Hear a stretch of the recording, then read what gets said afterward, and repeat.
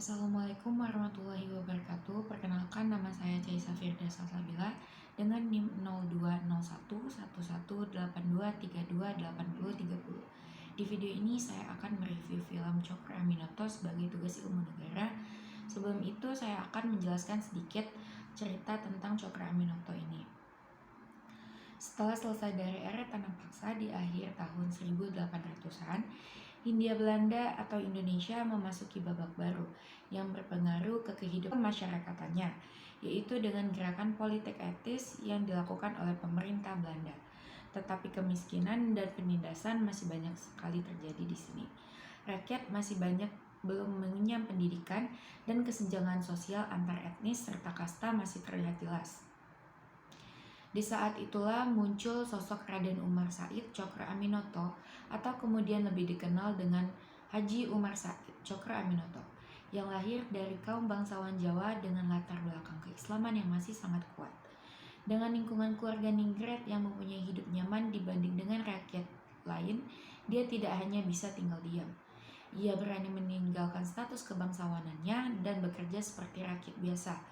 Ia berjuang dengan membangun organisasi Sarekat Islam yang dulunya dikenal sebagai Sarekat Dagang Islam, organisasi resmi Bumi Putra pertama yang terbesar.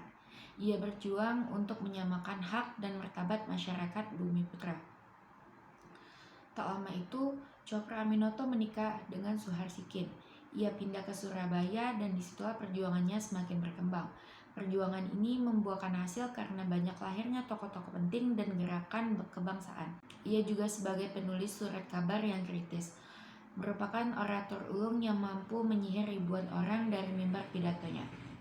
Tetapi perjuangan Cokro lewat organisasi Sarekat Islam untuk memberikan penyadaran masyarakat dan mengangkat harkat dan martabat secara bersamaan juga terancam terpecah dari organisasi itu sendiri.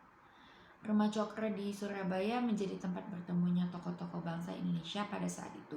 Salah satunya adalah Haji Agus Salim yang juga merupakan tokoh pergerakan nasional Indonesia. Di rumah sederhana itu, Cokro juga mempunyai banyak murid-murid yang akhirnya mempunyai jalan perjuangan masing-masing. Cokro tetap berjuang untuk meneruskan perjuangannya, meski terancam masuk penjara. Tak lama kemudian, Cokro berpulang, dan anak-anak didiknya meneruskan cita-cita Cokro, yaitu mempunyai bangsa yang bermartabat, terdidik, serta sejahtera. Salah satu murid didiknya adalah Bapak Proklamator Indonesia atau yang kita kenal sebagai Bapak Soekarno, yang sempat menjadi keluarga Pak Cokro karena Kusno pernah menikah dengan salah satu anak Pak Cokro, yaitu Utari. Di sisi lain, beberapa murid didiknya seperti Samaun keluar dari Sarekat Islam dan mendirikan partai baru yang menjadi cikal bakal Partai Komunis Indonesia atau PKI.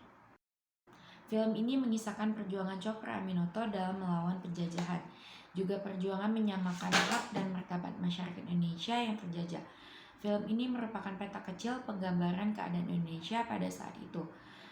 Masalah politik, agama, dan lain-lainnya semua tergambar dalam film ini, sehingga film ini bisa menjadi media pembelajaran sejarah dan politik berbangsa yang bisa meningkatkan kesadaran masyarakat akan kondisi Indonesia, sekaligus untuk mengingat kontribusi pahlawan yang membawa Indonesia ke masa yang lebih muda seperti sekarang ini. Dalam film ini, kota-kota bersejarah seperti Ambarawa, Semarang, Yogyakarta, dan Bandung ditampilkan untuk menghidupi kembali suasana kota lama, lengkap dengan gaya hidup, cara berpakaian, serta kendaraan pada masa itu, menjadi kelebihan utama dalam film ini. Secara visual dan artistik, film Cokro Aminoto sangat menarik. Kita benar-benar seperti dibawa kembali kepada masa lalu. Detail properti diperhatikan dengan sangat baik dan digarap dengan serius.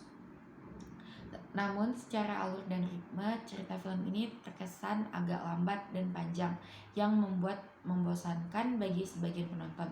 Tetapi hal itu terasa wajar saja karena ada banyak tokoh-tokoh penting yang ditampilkan yang berhubungan dengan perjuangan Cokro Aminoto. Sekian review film dari saya. Apabila ada kesalahan pengucapan, saya mohon maaf. Wassalamualaikum warahmatullahi wabarakatuh.